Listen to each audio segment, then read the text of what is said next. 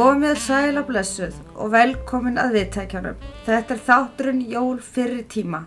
Í dag ég með viðmælanda að nafni Sveinbjörn Skarphéðinsson frá Ytri-Löpp í Syðridal og munum við eiga stutt spjall saman. Vertu velkomin í þáttinn, Sveinbjörn. Já, þakka fyrir. Jæja, Sveinbjörn, hvaða ár ertu fæddur annars? Já, ég kunni vera fæddur 24. desember 1928. Já, ég jólabarn. Það geti ekki allir sagt að þessu jólabarn það. Jæja, Sveinbjörn, hver voru fyrstu jólin sem þú manst eftir? Já, heitleita. Já, þú séð það. Ætli það ekki verið kringum 1933.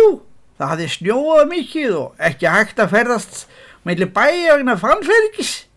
Samgangur hafði ekki verið í 3 mánuði milli bæja og kirkju og ofan koma daglega í langa hríð. Já, síðan hafði prestur orðið úti þegar hesturinn hans drapst og ekki fannst prestur fyrir nú vorið með sakramentið á brjósti og krosslaðar hendur, blessuð sé minning séra Hróls. Hann fannst nefnilega ekki fyrir nú vorið þegar hundurinn kom heim með lærlegg af hlaðinu heima. Eftir það var séra Hróls minnst sem séra Hrólfi innfætta. Já, lítið hafði verið til í kotinu og fengu við, grautarslettu og síðurbitanaga og kveikt var á 3 kertum, einni lukt. Já, heitli minn, svona var þetta bara. En Sveinbjörn, hvernig var þetta þegar þú varst orðinn stálpaður og hvernig var það jólahaldið á þínu heimili? Já, svona hefðbundið. Faðir minn fór með jólavísur, alveg hundleiðilegar. Að vísu var karlinn náttúrulega hundleiðilegu líka.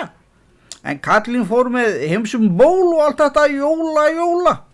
Hann var nú yfirleitt hundleiðilegur, það var nú að segja það.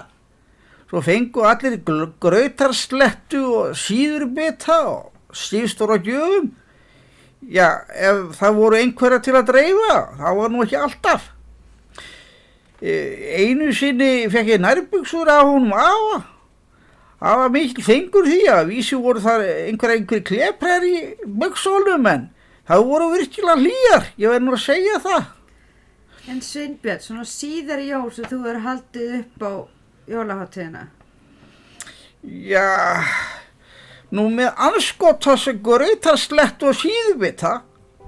Já, þannig var það hjá honum Sveinbirni og þökkum honum kærlega fyrir.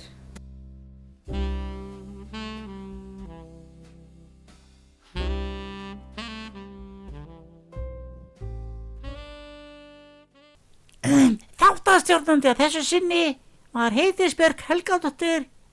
Góða stundir.